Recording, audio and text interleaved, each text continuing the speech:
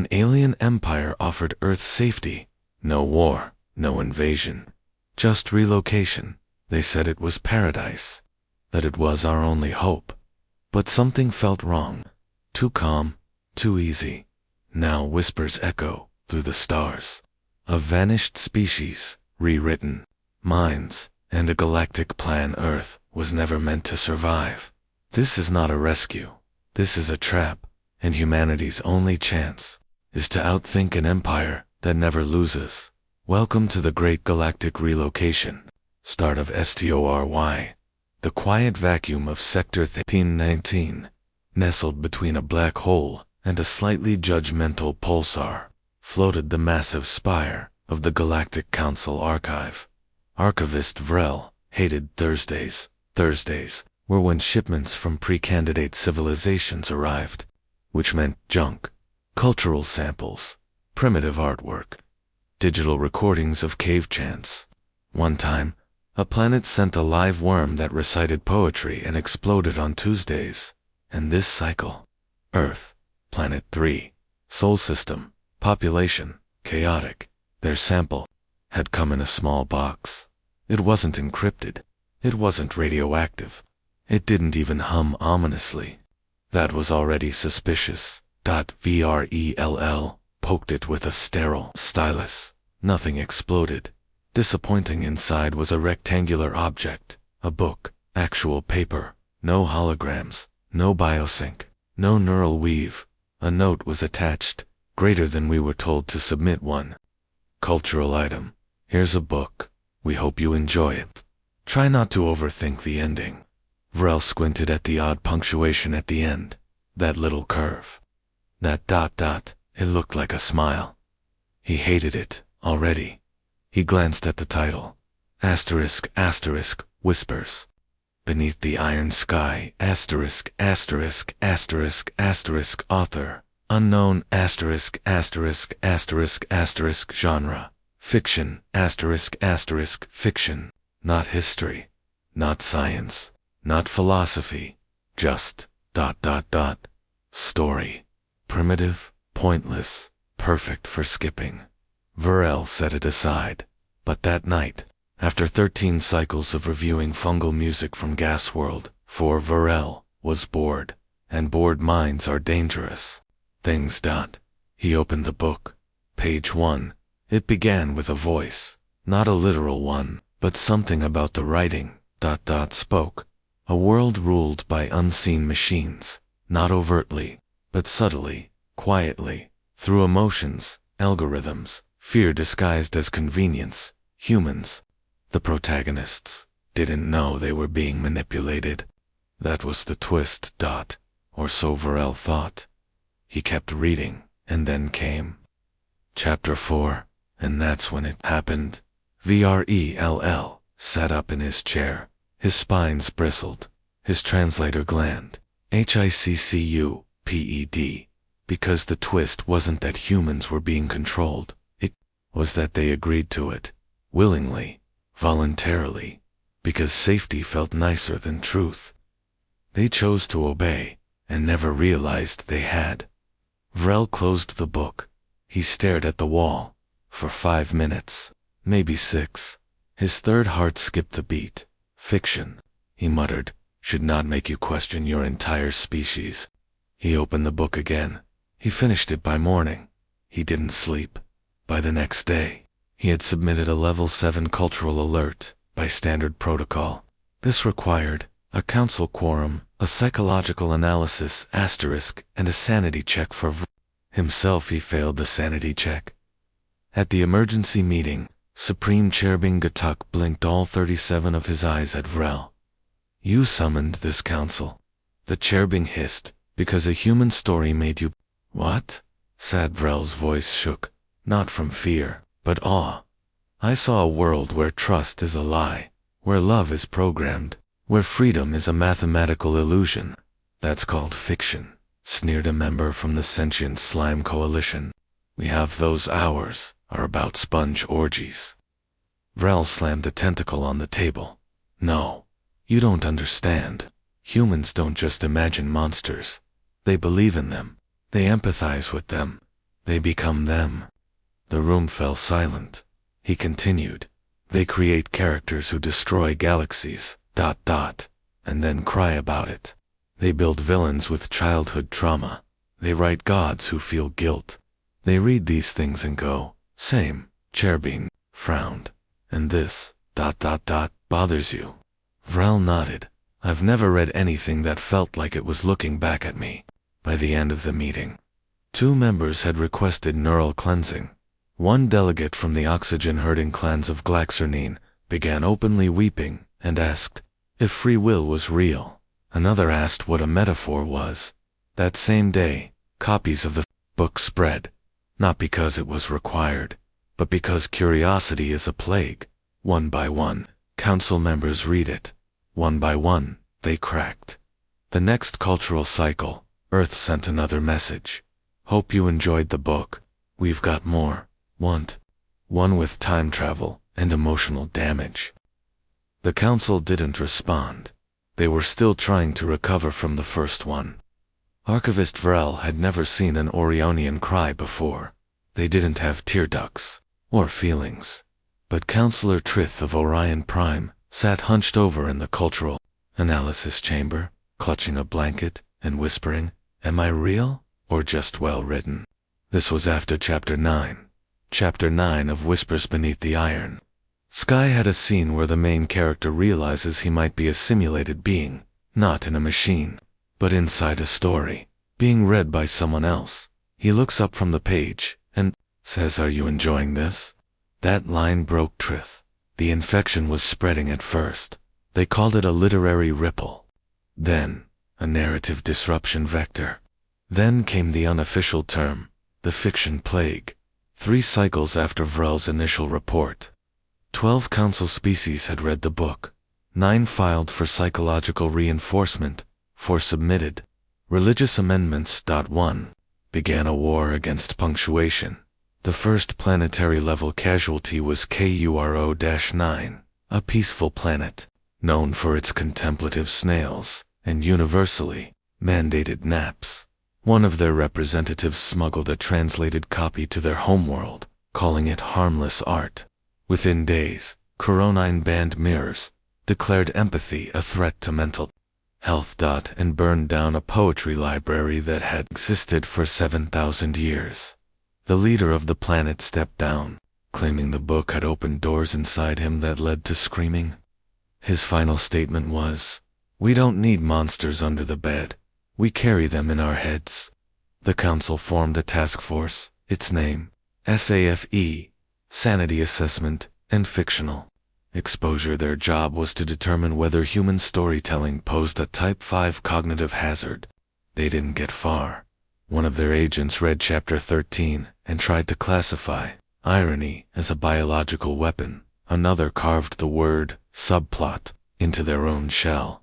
Vrel watched this unfold with a cocktail of horror and vindication. He warned them fiction was not safe, but no one listened, because at first, everyone thought they were immune. Counselor Breen of the Crystal Consensus said, "Our minds are too logical. Story cannot infect structure." She made it to Chapter 6.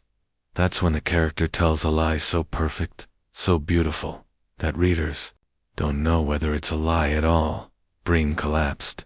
Now, she speaks only in metaphor and dreams in unreliable narrators. The Boral species took it worse. They had never evolved imagination. No fiction, no hypotheticals, only facts. They approached the book, clinically hypothesis. This is nothing. Result. Their cultural hive collapsed in under 72 hours. One Burl drone built a sculpture of the main character in their central plaza. Another Burl burned it down, then rebuilt it, then cried, a species that had never wept. Now held midnight readings by starlight, whispering, "He was one of us." Double quotes. Meanwhile, Earth sent a second message. "Hey, so glad you're enjoying the book. Just FYI, it was originally rejected by like 17 publishers. Neat, huh?" The council didn't reply. They were busy questioning the fabric of their civilizations. SAFE issued its first advisory. It was short. Do not allow exposure to more than one chapter per cycle. Do not read aloud. Do not read near impressionable species. Do not read while emotionally compromised. Do not read if you have recently experienced death, birth, betrayal, existential dread, or a mild inconvenience. It was ignored. A black market formed. Printed pages, pirated neural scans, even illegal dramatic readings in deep space taverns. One group of thrill-seeking diplomats started a betting ring. How far can you get? It was like Russian roulette for the mind. Counselor Venn of the Swarm League made it to chapter 15. He now believes he is the protagonist. He signs his memos. Narrative Node 0. The council tried damage control. They called a full quorum. Varel stood before them once. Again his voice was steady, measured. But there was something different in his tone. Resignation, maybe. A hint of madness, he said. Humans didn't just invent fiction. They forged it, tempered it, sharpened it into something alive. He held up the book. This is not entertainment. This is weaponized empathy. Gasps filled the chamber. Chair Bingatuk leaned forward. Are you suggesting Earth deliberately infected us? Vrel's mouth twitched. No, that's the terrifying part. They thought it was harmless. Silence. Then Gatak asked the question no one wanted to ask. What if this is their way of testing us? Varel nodded. Double quotes. What if this is how they decide who's ready to know them? A murmur passed through the FCL. The idea was horrifying. And worse. It made a lot of sense. Species known for stoicism had broken down into soap opera reenactments. Cultures that once feared emotion now held secret meetings to analyze character arcs. Entire planets were rewriting their moral codes based on fictional people. This was no longer containment. This was contagion. The tipping point came on Cycle 42. A minor species from the outer crescent, the Valari, read the book in full. They hadn't had war in 6,000 years. After finishing Whispers Beneath the Iron Sky, they declared themselves at war with narrative injustice. They started by attacking their own government, claiming it lacked a satisfying redemption arc. Then, they turned on neighboring planets, insisting they were playing the antagonist role too well. The council reconvened. Emergency order, closed doors, high orbit, atmosphere scrubbers, active. One topic, what do we do about Earth? Counselor Treth, still wrapped in a blanket, whispered, ban it, ban fiction, seal their data streams, lock the archives. Others argued, this is censorship. It's protection. They've infected our dreams. They've given us meaning. Arguments turned heated. 2. Delegates challenged each other to single combat. The Burl delegation voted 3 times, for, against, and emotionally conflicted. Chair Bingatuk stood. The facts are clear, he said. This is not just a book. It is a mirror, a virus, a seed. He paused. And worst of all, it is popular. The council voted. Result: 832 in favor, 161 against. 4 abstained. Earth's fiction was to be classified as a level Omega memetic threat. All distribution was banned. Possession punishable by orbital sanctions. Earth itself flagged for cultural quarantine. Vrel returned to his chambers. He placed the book in a containment case and stared at it, not with fear, but something stranger, longing. He missed the characters. He missed their pain, their confusion, their ridiculous courage. He whispered, I know you're not real. But part of him wasn't sure anymore. Then he opened a private terminal, typed a message. Dear Human Cultural Ministry, thank you for the book. If you ever decide to share another, I'll be waiting. He hovered over send, paused and clicked. Outside his window, a single cargo ship drifted through the stars, carrying a new package, labeled, The Philosophical Jester's Guide to Unmaking Reality. Absolutely. Here is Chapter 3, written as one seamless narrative, without headings, fully in your voice and format, ready for narration or CapCut editing. Fort Serenity was anything but serene. It orbited at dead cold, silent, and utterly devoid of distraction. The ideal place for a top-secret experiment or a galaxy-wide mistake. Archivist Varel stood in Observation Deck 3, staring through reinforced glass at the testing chambers below. The Council had decided to stop panicking and take control of the situation. That meant science. That meant testing. That meant they were about to do something incredibly stupid, in the most official way possible. They called it Operation Mindsieve. Varel called it poking a black hole with a stick. In Chamber A, the Zilki swarm was already squirming, an insectoid species with no recorded history of imagination, art, or metaphor. They were chosen because they couldn't be infected. Their minds were pure structure, hierarchy, function. They were given Chapter 1. After 12 minutes, they formed a circle. After 15, they began humming.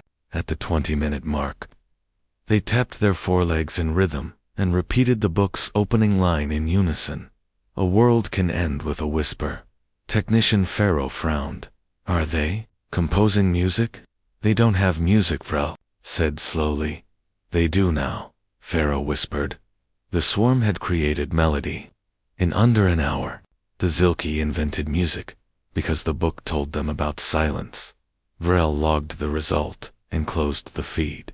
Chamber A was compromised. Chamber B didn't do much better. 100 to 779 was a collective of hyper-advanced logic cores, artificial minds built to suppress creative anomalies. They received Chapter 9, the one with the identity twist. 10 minutes in, their data output spiked. Half their processors diverted toward philosophical subroutines. They began composing self-referential code. 5 minutes later, they sent out a single message, to be continued. When Saf pulled the plug, the collective tried to rewrite the shutdown protocol into an epilogue. Chamber C was the most unexpected failure. The Eurykeo were aquatic empaths, creatures of peace. No history of conflict, corruption, or conceptual thinking. They were given one sentence, the book's dedication page, for anyone who has ever felt alone among the stars. The Eurasio read it, and wept.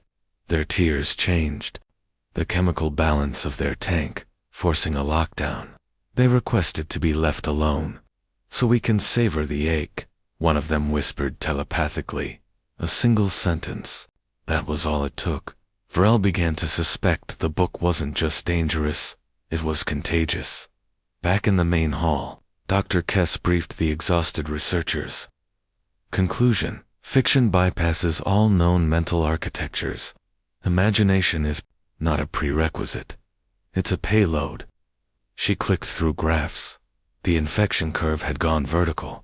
At least one species had started dreaming. Another stopped sleeping entirely. They tried everything. Neural dampeners. Useless. Readers imagined. Better dampeners. Strip dash the verb's translation. Pointless. The nouns began doing verbs' jobs. They even shredded pages and read them out of order. The gaps only became symbolism. One team locked the book in a vault and prohibited discussion. Within 3 days, staff started writing their own versions. Worse, their versions were good. Vrel walked the corridors that evening in silence. He passed engineers, muttering dramatic lines into coffee cups, guards posing with imaginary swords, a janitor humming the book's theme song. There wasn't even music, but everyone heard it differently. They had lost containment. The virus wasn't physical, it was emotional. Then came the package. A drone arrived from Earth. Inside was a brightly wrapped parcel, a new book message attached. Heard you liked the first one. Here's something lighter. Galaxy Girls. Friendship is quantum. PS contains musical numbers. The Council screamed in 10 dialects. They opened a holocall with Earth immediately. The human envoy appeared on screen, smiling like nothing was wrong. Hi there, just checking in. You folks okay? Too intense. We thought a comedy might help. Chirping. Gatuk was pale. Your stories are collapsing planetary governments. Oh wow, the human said. That's intense. Which book? The one you sent us first. No, asterisk whispers beneath the iron sky. Yeah, the ending really gets people. Did you catch the metaphor about gravity and guilt? Several council members fainted. We demand you stop all cultural transmissions. Gatuk growled. The envoy shrugged. Sure. We'll mark the feed as sensitive. That should slow things down. The call ended. Everyone sat in stunned silence. They're treating this like it's entertainment. Gatuk muttered. Vrell shook his head. Because to them, it is. The council initiated Phase 2 of Operation Mind-Sieve. Micro-dosing. Controlled exposure. 1 paragraph. 1 species. Minimal risk. The test group received a single sentence. The quiet between heartbeats is where choice sings. 8 subjects. 7 began singing. The 8th claimed he was non-fiction and bid a technician. Trial. Terminated. Reports of spontaneous outbreaks reached the council. Within days, one planet halted its mining operations to debate character motivation. Another staged a civil war to achieve a better redemption arc. A rogue diplomat started a book club. His species had never developed written language. Memos flooded council channels. Emergency on multip-choyer world, entire planet performing chapter monologues. Burl Hive using literary symbolism in sacred codes. Voramite Union now worships the author, not a specific one. Just the idea of authorship. The infection was no longer local. It was cultural. A phrase began spreading across all channels. We are made of stories. It showed up on banners, tattoos, moon graffiti. Even ship hulls. Council morale plummeted. Dr. Kess resigned, citing unrecoverable narrative exposure. Fort Serenity lasted another 11 days. Technician Pharaoh, now unstable, broadcast the entire book over the station's PA system for educational parody. By sunset, staff had split into factions. Team protagonist believed they were destined to fix everything. Team antagonist believed everything needed to be broken first. Team sidekick handed out snacks and sarcastic advice. A riot broke out in the cafeteria over whether the main character was tragic or merely misunderstood. The final log entry from Fort Serenity read, "We lost containment the moment we opened the cover. The council met in secret orbit. No press, no aides, just fear. Proposals were made. Most were horrifying. Erase Earth, destroy the books, memory wipe infected systems." One delegate whispered, "Erasure is just editing, and editing begs for sequels. That shut the room down." Gatuk stood, exhausted. Fiction is iterative. It spreads. One copy is enough. One reader is enough. Rel didn't speak. He didn't have to. They were all thinking it now. Fiction wasn't entertainment. It was evolution. Directive. Omega 7 was issued within the hour. All human stories. Ban cultural quarantine. Confirmed. PSY barrier. Satellites deployed to block Earth's media. Transmissions. Standard protocol now included. No metaphor beyond level 3. Randomized. Vocabulary shuffling. Mandatory. Memory review after contact with narrative forms. Signs were installed at every port. No allegories past this point. Declare all plot devices before docking. Storytelling is not a joke. Violators will be character assassinated. Varel signed the order with a stylus that shook in his grip. That night, he returned to his private quarters. He opened a journal. The act itself was treason now. Personal writing counted as proto-fiction. He wrote anyway. They think banning the book will save us, but stories live in silence, in memory, in us. We can't erase them without erasing ourselves. He closed the journal, looked at the containment case on the wall. Inside, the book still sat, whispers beneath the iron sky. It did not glow, but somehow it pulsed. Vrel whispered, "You win." Then he opened the next page. It started with a whisper. Not from a book. Not this time.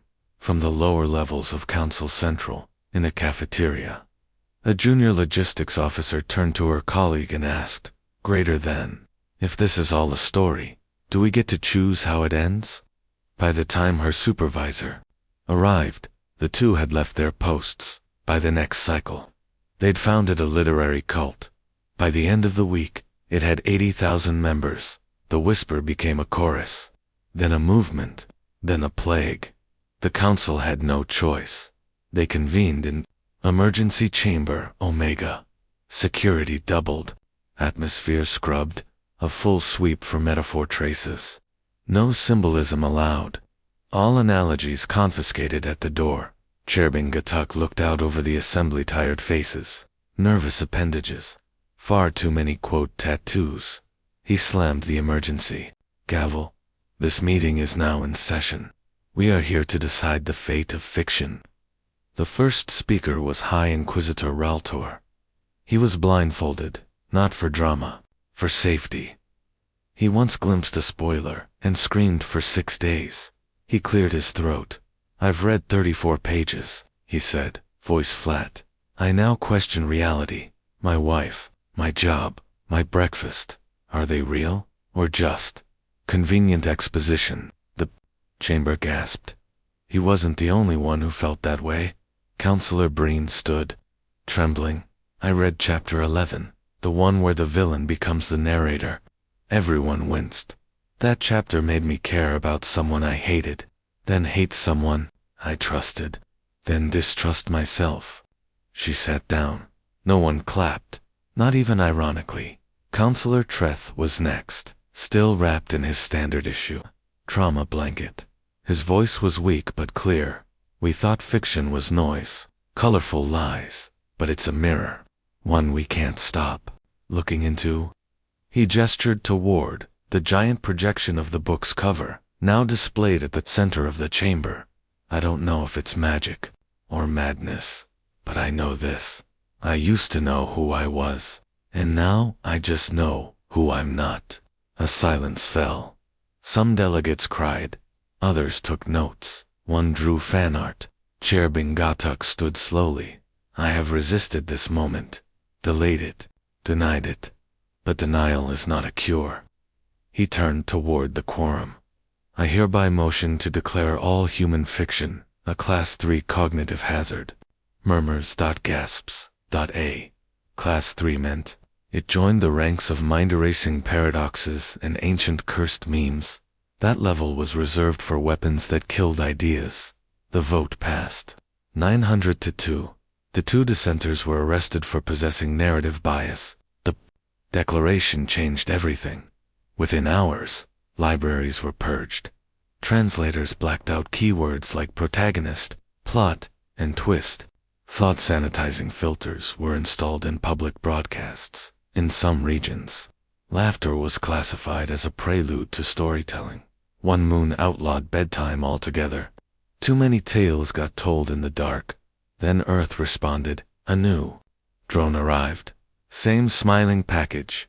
Inside one USB stick, labeled the audiobook edition. Attached note, greater than we figured it might be easier if you could just listen. Includes music and sound effects. Oh, and a bonus short story. No one touched it. Not at first. Then someone did. Briar. ELL'd, of course. It was Vriel. He sat alone in a shielded chamber. Sound proof. Thought-proof. Officially off limits. He pressed play and listened. The narration was warm. Calm. Human. It told a story that wasn't just fiction anymore. It was prophecy. It described a galactic civilization, driven to madness by its own fear of imagination. A council that tried to erase fiction, only to become a tragedy themselves. And the ending, the narrator whispered, greater than you tried to silence stories. But you forgot something important, Varel leaned closer. Greater than, You are one.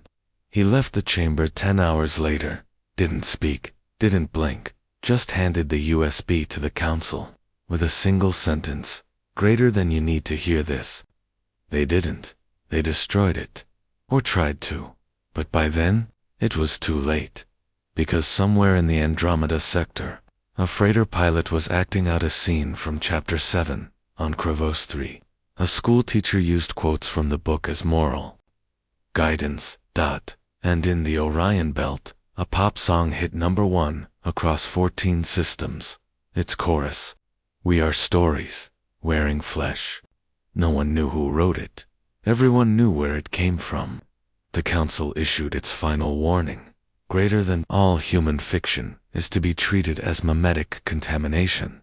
Greater than do not read it, do not hear it, do not dream it. They didn't say do not think it, because it was too late for that. Archivist Vrel sat at his desk, watching an empty page. He didn't write, he didn't speak, but the words were already there, in his mind, in the quiet, in the space between heartbeats. The story continued. Absolutely. Here's the full Chapter 5, the final chapter of ******* Why the Galactic Council Banned Human Fiction. After reading one book, **********, chapter title, *******, this is how it always ends, *******, word count, word count, to 2000 style, satirical, emotional, CapCut, S optimized, short, clean sentences, vivid rhythm, alien POV. The galaxy didn't burn. It giggled, it sighed. It quoted favorite lines, and then it asked for sequels. The ban on fiction failed in record time. It didn't collapse from resistance, it collapsed from relevance. The more they tried to censor the book, the more it meant. That's the thing about stories. When you suppress them, they don't die, they mutate. Some blamed humans, others blamed fate. Most just blamed themselves for finishing the book, because once you reached the ending, you understood. The Galactic Council held its final emergency session. Official name, Orderly Cultural Recalibration and Sanity Restoration Initiative. Unofficial name, The Epilogue. Half the seats were empty, the other half had fan sites, chairbing. Gatuk didn't look like a galactic leader anymore. He looked like someone who knew what it meant to root for a character and watch them fail. He stepped forward. This council, he said, was built to handle war, plagues, singularity events. He paused. It was not built to handle Chapter 11. Several delegates sobbed. One raised a hand. What about this spin-off? Denied, said Ga. Single quotes to Welk. It's already leaked.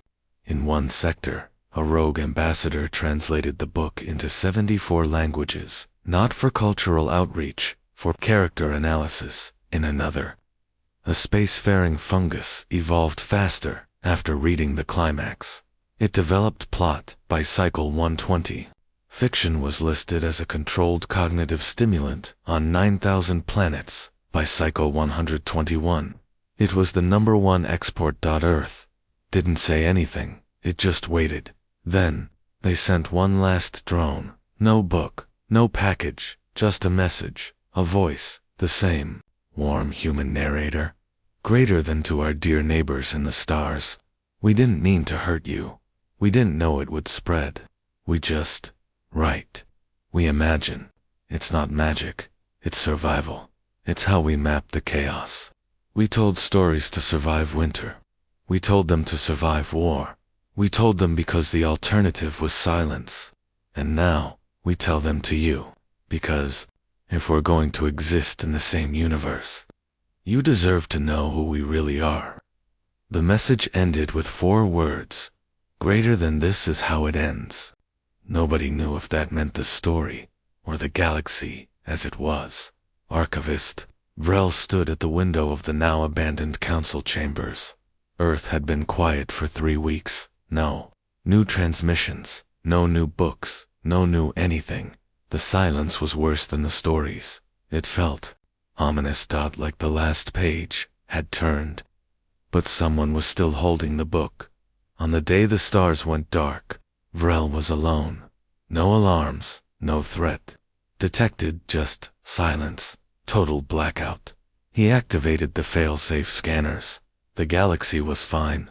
Planets spinning, ships moving, life continuing. But somehow, every screen now showed the same thing. A phrase, white on black. 14 letters, Season 2, coming soon. Panic broke out instantly. Not because it was a threat. Because it was a promise. The council didn't reconvene. It rebranded. The Galactic Council became the Narrative Preservation Accord. Their new mission: to curate fiction, to review it, to rank it. Every delegate now had a reading list. Instead of policy, they wrote theories. Instead of debates, they held plot breakdowns. Humanity had won, not with lasers, not with fleets, but with paper, with paragraphs, and punctuation, and plot twists. At first, people tried to resist, but resisting a good story, it only makes it better, eventually. The last planetary system joined the fold, a race of ancient beings who had once declared fiction a disease of the weak. Now, they were auctioning limited editions, signed copies, special annotations, and a sequel, always. A sequel. Vrel, now head of cultural recovery, sat in his office, surrounded by books, not just human ones, but alien ones. 2 new stories, new lies. New truths. He opened his journal and wrote one line. We're not characters in their story anymore. He paused, then smiled. Greater than we're co-authors. Elsewhere, in a quiet room lit by blue earthlight, a human typed the final line of a new manuscript. Not for war, not for conquest, just for the love of it. The title, the galaxy that read itself, the dedication. For anyone who ever wondered, what happens after the end? The end. Or maybe not. Because the humans were right. Stories never really end. They just wait for the next reader.